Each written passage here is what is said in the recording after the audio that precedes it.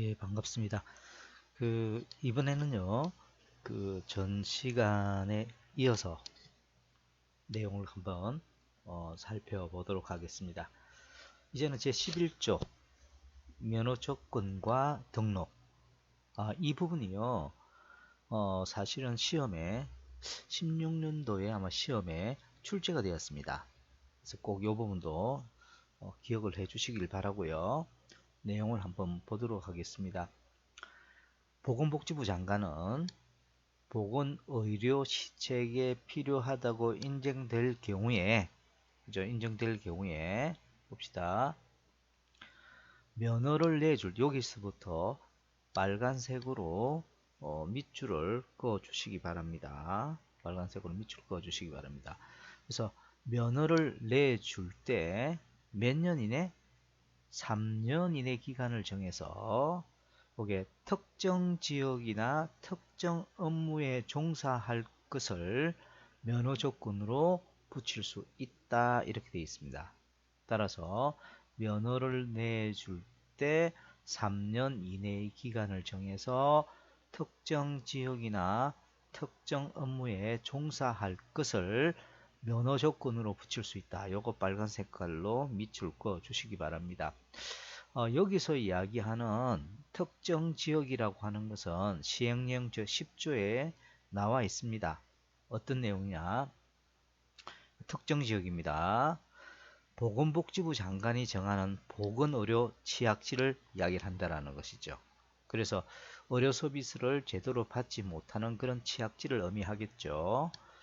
그 다음에 이런 특정 지역이 되거나 또는 특정 업무, 그 특정 업무도 여기에 표시가 되어 있습니다. 특정 업무란 국공립보건의료기관의 업무라든지 국공사립보건의학 연구기관의 기초의학 분야에 속하는 업무를 우리가 여기서 말하는 특정 업무라는 것이죠. 그래서 이 부분은 이 부분이 시험에 나왔거든요. 몇 년 이내? 3년 이내 기간. 그죠? 그 조건에 따르면 특정 지역, 보건의료에 취약한 지역이나 특정 업무, 기초의학 분야가 되겠죠. 이런 곳에 종사할 것을 약속하고 면허 조건을 면허를 준다라고 보시면 되겠습니다. 그 다음에 보건복지부 장관은 이 규정에 따라 면허를 내줄 때는 등록대장에 등록하고 면허증을 내줘야 된다. 그죠? 그 다음에 등록대장은 의료인의 종별에 따라서 작성 비치해야 되고 면허증과 관련된 어떤 사항들은 보건복지부령으로 정하게 된다. 이렇게 되어 있습니다. 이것도 한번 여러분들 기억해 주시기 바랍니다. 아까 이야기했던 특정 지역은 뭐다? 이것도 빨간 색깔로 밑줄 주어 주시겠습니다. 특정 지역이라고 하는 것은 보건복지부 장관이 정하는 보건의료 취약지. 여기까지 빨간 색깔로 밑줄을 그어 주시고, 그다음에 여기서 말하는 특정 업무라고 하는 것은 아까 이야기했던 기초의학 분야에 속하는 업무다. 이것도 역시 빨간색으로 밑줄 그어 주시면 좋겠다라는 겁니다. 그 다음에 면허 등록 대상에 대한 내용들을 한번 보도록 하겠습니다. 시행규칙 제5조 면허 등록 대상 이렇게 되어 있죠. 그래서 법 11조 제2항에 따른 등록 대상이라는 것은 위에 아까 등록 대상에 대해서 쭉 설명을 하고 있었죠. 11조 2항이 요겁니다. 이때 면허 줄 때는 그 면허에 관한 사항을 등록 대상에 등록하고 면허증을 내줘야 된다라는 그런 사항이 되겠죠. 이때 이제 이용되어지는 등록 대장은 어떤 서식에 맞추어서 등록 대장을 따르게 된다라는 것이고, 그냥 보시고, 그 다음에 이 부분은 한번 또 빨간 색깔로 밑줄 그어 주시기 바랍니다. 등록 대장의 기재사항이나 면허증의 기재사항이 변경될 때에는 등록대장의 기재사항 정정이나 면허증 갱신을 신청하여야 한다. 요거 빨간색으로 밑줄 그어 주시기 바랍니다. 만약에 면허증 기재사항이 여러분들이 면허증을 받고 난 다음에 기재사항이 변경될 경우에는 면허증 갱신 신청, 그죠? 한다라는 거 꼭 좀 기억을 해 주시기를 바랍니다. 그 다음에 보시면 면허증 등록 정정에 관련된 서류들이 쭉 있죠. 그냥 참고만 해주시면 좋을 것 같습니다. 그 다음에 제12조 의료기술 등에 대한 보호. 이 부분도 우리가 16년도에 시험에 넣고 이제 곧 또 올해도 시험에 넣을 가능성이 있다라고 보시면 되겠습니다. 그래서 의료기술 등에 대한 어떤 보호에 대한 부분인데, 이 부분은요 여기 있는 12조 13조 14조 즉 뭐죠? 의료기술에 대한 보호, 의료기재 압류 금지, 가구 등 우선 공급한다. 이 내용은 통틀어서 뭐냐면 의료인이 지닐 수 있는 권리다. 즉 의료인의 권리 세 가지입니다. 잘 보세요. 의료기술 등에 대한 보호, 여기 첫 번째고, 그 다음 의료기재 압류를 우리가 받지 않는다. 즉 압류 금지. 어떤 기구들 우리가 구입할 때 우선적으로 공급받을 수 있는 권리, 이 세 가지가 의료인의 권리다. 이렇게 보시면 되겠습니다. 그러면 의료기술 등에 대한 보호, 이것도 하나의 의료인의 권리가 되겠죠. 이 부분을 한번 보도록 하겠습니다. 의료인이 하는 의료, 조산, 간호 등 의료기술 시행에 대해서, 그죠? 의료기술 시행에 대해서 이 법이 아닌 다른 법령이 규정된 경우 외에는 누구든지 간섭하지 못한다. 그죠? 요거 빨간색으로 밑줄 그어주시기 바랍니다. 그래서 의료행위에 관련돼서는 우리가 이하 의료행위라고 했잖아요. 이런 것들이 의료인이 행하는 의료행위에 대해서는 누구든지 간섭하지 못한다라는 것이죠. 그게 일단 중요합니다. 그 다음에 역시 빨간색으로 밑줄 그어주시기 바랍니다. 누구든지 의료기관의 의료용 시설, 기재, 약품, 그 밖의 기물 등을 파괴 손상하거나 의료기관을 점거하여 진료를 방해해서는 아니 되며 이를 교사하거나 방조하여서도 안 된다. 그래서 이것도 빨간색으로 밑줄 그어 주시기를 바라고요. 만약에 이런 일이 벌어졌을 때는 5년 이하 징역 또는 5천만 원이 아주 중징계를 받게 됩니다. 여러분들 TV를 보면, 의학 TV나 보면 뭐 이 조폭 같은 이 깡패 같은 사람들이 와가지고 뭐 병원을 휘젓고 다니면서 뭐 파괴하고 이런 거 보면 아무것도 아닌 것처럼 보일지는 모르겠지만 실제 법령의 법칙은 굉장히 중징계다라는 겁니다. 그래서 5년 이하 징역이나 5천만 원 이하 벌금에 해당된다라는 거 꼭 좀 기억을 해주시기 바랍니다. 이것도 역시 또한 비슷한 내용이 들어가 있죠. 여기 보시면 누구든지 역시 빨간색으로 밑줄 쭉 닦아 주시기 바랍니다. 누구든지 의료행위가 이루어지는 장소에서 의료행위를 행하는 의료인이라든지, 그죠? 이런 사람들 있죠. 뭐 간호조무사, 또 의료기사, 또 의료행위를 받는 사람을 폭행하거나 협박해서는 안 된다. 이런 경우도 여러분들 TV 드라마에서 한 번씩 보는 부분인데, 또 요번에는 조금 이 벌칙이 좀 바뀌었습니다. 그죠? 예전에는 뭐 3년이야 뭐 이런 식으로 됐는데 굉장히 많이 바뀌었습니다. 이 부분. 어떻게 바뀌었느냐면, 해당되는 사람, 예를 들어서 의료인, 의료기사 또는 의료행위를 받는 사람이 상해를 받았을 때는 이 상해를 가한 사람은 7년이야. 예전에는 7년이라는 징역이 없었습니다. 의료법에서는 5년이 최고였거든요. 근데 새로 만들어졌습니다. 7년 이하의 징역 또는 1,000만 원 이상에서 7천만 원 이하의 벌금에 굉장한 중징계죠. 만약에 의사 목 잡으면서 말이야, 당신 뭐 어떻게 뭐 나중에 뭐 이런 어떤 폭행을 협박을 하는 사람이면 7년 이하 징역 또는 1,000만 원에서 7천만 원 이하의 벌금에 해당된다. 굉장히 큰 중징계입니다. 만약에 아주 심한 상해를 일으켰을 때는 더 크죠. 3년 이상 10년 이하의 징역을 우리가 부과할 수가 있고, 사망을 했을 때는 무기징역 또는 5년 이상의 징역, 벌금형도 없습니다. 그래서 중상해라든지 사망에 이르기까지 하게 되었다면은 이전에는 벌금 행위가 있었지만 벌금 부과가 있었지만 중상해 이상이 되게 되면 벌금이 없습니다. 바로 징역으로 바로 때린다라는 거죠. 3년 이상 10년 이하 징역. 그죠? 사망했을 때는 무기징역 또는 5년 이상 징역에 해당된다. 아주 굉장한 부분이다. 그래서 이 부분 꼭 좀 기억을 해 주시기를 바랍니다. 지금 의료기술 등에 대한 요것은 아까도 제가 잠시 설명을 드렸지만 의료인의 권리에 해당된다라는 거죠. 의료인의 권리 세 가지 뭐죠? 의료기술 등에 대한 보호, 의료기재 압류금지, 기구 등의 우선 공급. 이 세 가지가 의료인이 가지는 권리다. 그거 먼저 기억을 꼭 좀 해주시기 바랍니다.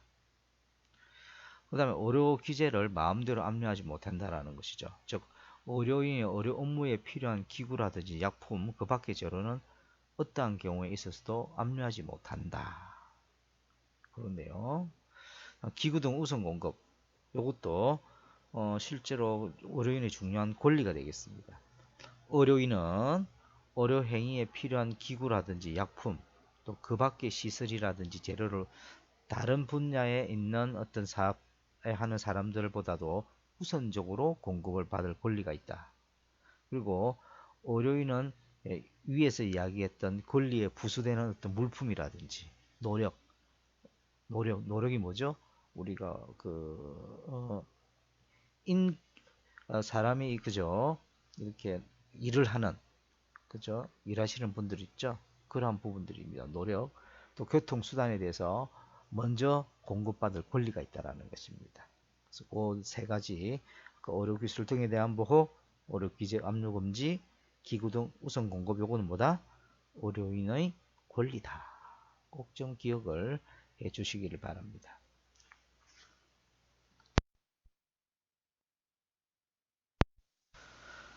그 다음에 우리가 권리가 있으면 의무도 있다라는 겁니다. 그래서 지금부터 나오는 내용들은 의료인의 의무에 속한다. 그래서 시험에 한 번씩 보면요. 다음 중 의료인의 의무에 속하지 않는 것은 해서 권리에 해당되는 것이 나오고요. 다음 중 의료인의 권리에 해당되지 않는 것은 해놔놓고 의무에 대한 내용이 나옴으로 해서 시험에 이렇게 출제가 되기도 한다라는 거 기억해 주시기 바랍니다. 그래서 지금부터 이야기되는 부분은 의료인의 의무에 대한 내용이다. 첫 번째, 진료 거부를 하지 못한다라는 거죠.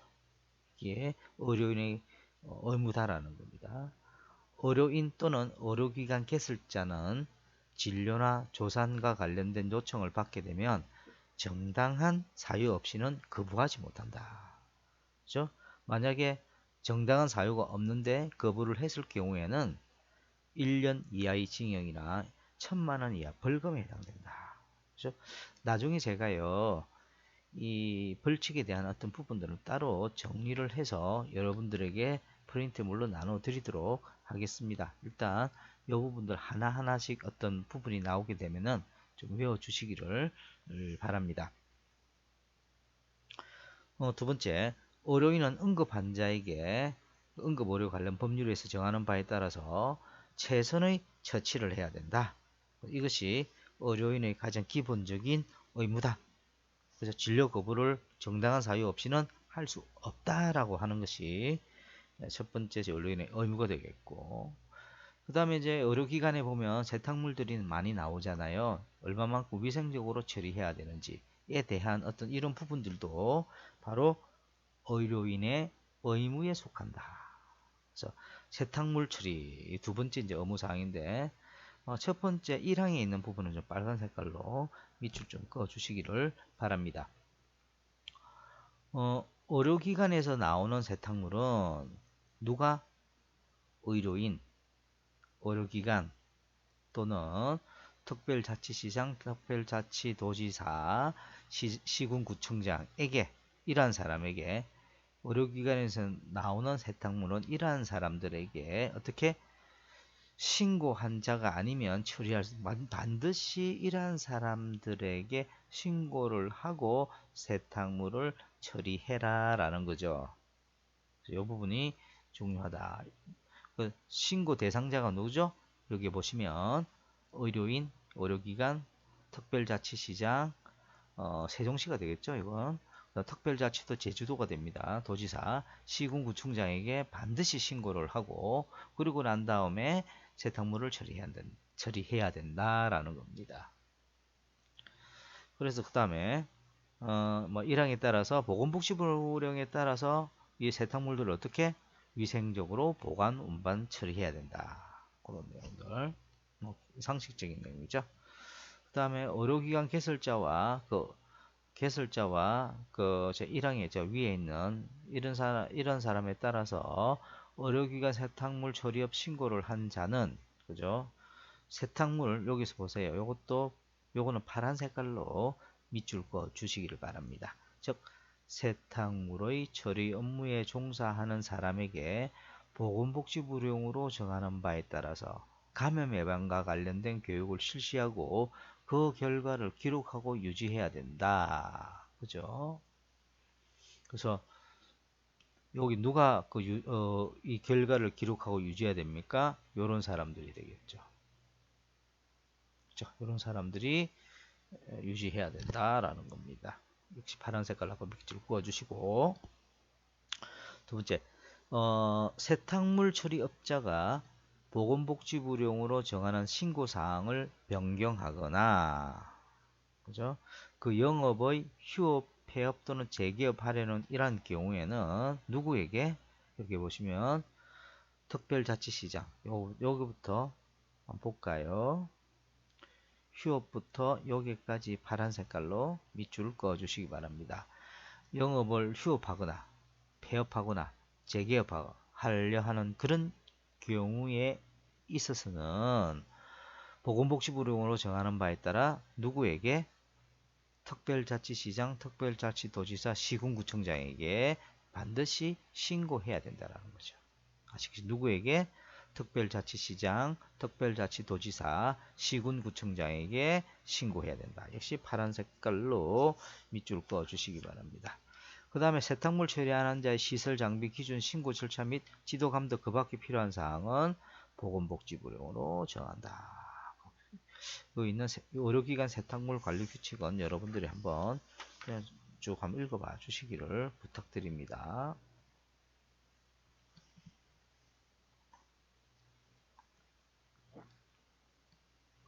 그 다음에 제17조 진단서 등 요거 중요하죠. 요거 별표 2개에 해당이 됩니다. 별표 2개입니다. 그만큼 중요하다, 시험에 나올 가능성이 많다라는 이야기가 되겠죠. 여기 보시면 좀 긴데요. 의료업에 종사하고 직접 진찰하거나 그만한 의사, 그죠? 의료업에 종사해야 됩니다. 다른 기초보건 업무에 종사하는 그러한 의사나 치과의사는 해당이 안 된다. 의료업에 직접 종사한 의사라는 것이죠. 여기 보시면 조건이 있죠. 의료업에 종사하고 그리고 해당되는 사람에 대해서 직접 진찰하거나 그만한 의사, 그죠? 그 다음에 치과 의사, 그리고 한의사가 아니면 진단서 같은 것들을 작성해서 그죠? 환자 또는 그죠? 지방검찰청 검사에게 교부하지 못한다. 즉, 이 말은 다시 정리하게 되면은 반드시 의료업에 종사하고 직접 진찰하고 그만한 의사라든지 치과의사, 한의사만이 이런 진단서라든지 검안서라든지 증명서를 작성해서 환자에게 또는 지방검찰청 검사에게 교부할 수 있다. 이런 이야기가 되겠습니다. 이거 빨간 색깔로 이 부분 빨간 색깔로 밑줄 좀 꺼주시기 바랍니다. 의사, 치과의사, 한의사가 아니면 진단서, 검안서, 증명서를 작성하여 환자 또는 지방검찰청에 고발하지 못한다. 이거 좀 기억을 해주시기를 바랍니다. 근데 만약에 여기 환자가 만약에 사망을 했거나 의식이 없는 경우에는 환자에게 직접 작성해서 줄 수가 없잖아요. 그럴 때는 직계 존속이라는 건 뭡니까? 나를부터 그 환자를 중심으로 해서 위쪽입니다. 환자의 아버지, 할아버지 부분이 존속이고요. 직계 비속, 그 환자의 자식에 해당되는 것, 밑으로 해당되는 것이 바로 자식에 해당되는 것이 바로 비속입니다. 직계 비속입니다. 그래서 그 환자의 직계 존속과 직계 비속 또는 그 환자의 배우자, 남편 또는 아내가 되겠죠. 또는 환자가 남편이면 그 배우자, 아내의 직계 존속, 그 아내의 아버지, 그죠? 할아버지. 그러니까 그런 형태가 되겠고요. 만약에 환자가 사망하거나 의식이 없는 경우로서 환자의 직계 존속, 비속, 배우자의 직계 존속 모두 없는 경우에는 형제 자매에게 작성해 줄 수 있다라는 그런 내용이 되겠습니다. 그 다음에 다만 이제 요 부분 보기 이것도 이제 빨간 색깔로 밑줄 그어 주시기 바랍니다. 진료 중이던 환자가 최종 진료 시부터 48시간, 48시간 이내에 만약에 사망한 경우에는 다시 진료하지 않더라도 해당되는 진단서라든지 증명서를 내줄 수가 있고, 그죠? 다 빨간색으로 해주시고, 환자 또는 사망자를 직접 진찰하거나 그만한 의사, 치과의사, 한의사, 부득이한 사유로 진단서, 검안서 또는 증명서를 내줄 수 없는 그런 경우가 발생하게 되면은 같은 의료기관에 종사하는 다른 의사, 치과의사 또는 한의사가 그죠? 한의사가 환자의 진료 기록부 등에 따라 내줄 수가 있다라는 것이 되겠습니다. 아시겠죠? 그런 내용들. 그래서 이 부분 만약에 그 48시간 이내 사망한 경우에는 그죠? 따로 뭐 진료하지 않더라도 진단서나 그다음에 증명서를 내줄 수 있고 환자 또는 사망자를 직접 진찰하거나 그만한 의사, 치과, 한의사가 부득이한 사유로 만약에 증명서를 내줄 수 없는 상황이 있으면 그 의료기관에 종사하는 의사, 치과, 한의사가 뭐 해줄 수 있다라는 그 증명서 관련된 내용들을 내줄 수 있다라는 내용이 되겠습니다. 그래서 만약에 이 해당되는 부분에서 해주지 않게 되면 그 해당되는 벌칙이 1년 이하 징역 또는 1천만 원 이하 벌금에 해당이 된다. 그것도 기억을 해주시길 부탁드리고요. 두 번째 사항, 의료업에 종사하고 직접 조산한 의사, 한의사 조산사가 아니면 이제 이 출생에 대한 부분이 되겠죠. 여기 출생. 의료업에 종사하고 직접 조산한 의사, 한의사, 조산사가 아니면은 출생증명서, 사망증명서, 사산증명서 등을 내주지 못한다. 여기서 빨간색으로 밑줄 그어주시기 바랍니다. 반드시 의료업에 종사해야 되죠. 그죠? 출생, 사망, 그러니까 예를 들어서 아기가 태어나면서 출생하면서, 그죠?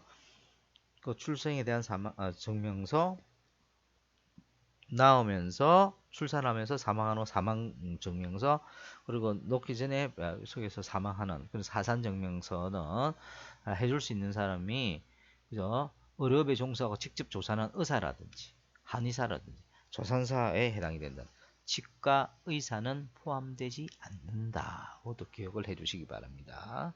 다만 직접 조산한 의사, 한의사 또는 조산사가 부득이한 사유로 증명서를 내줄 수 없으면 아까 위에 있는 이런 조항과 비슷하게 같은 의료기관에 종사하는 다른 의사, 한의사 또는 조산사가 진료기록부 등에 따라 증명서를 내줄 수가 있다. 만약에 증명서를 내주지 못한다면 이러한 1년 이하 징역 또는 1천만 원 이하 벌금에 해당이 된다.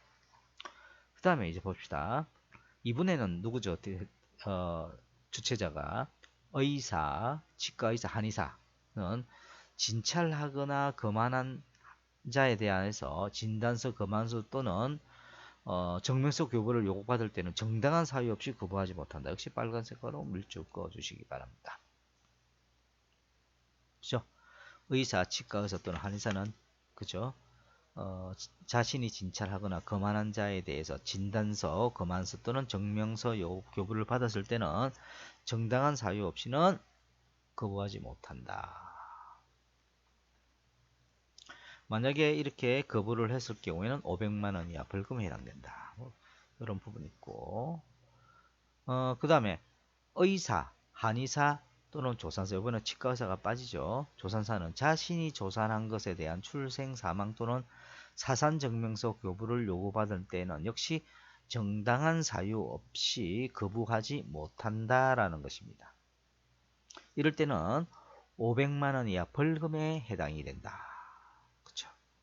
그래서 제1항부터 아까 이야기했던 제1항부터 4항까지의 규정에 따른 진단서, 증명서의 서식 기재사항, 그 밖에 필요한 사항은 보건복지부령으로 정한다라는 것이 되겠습니다.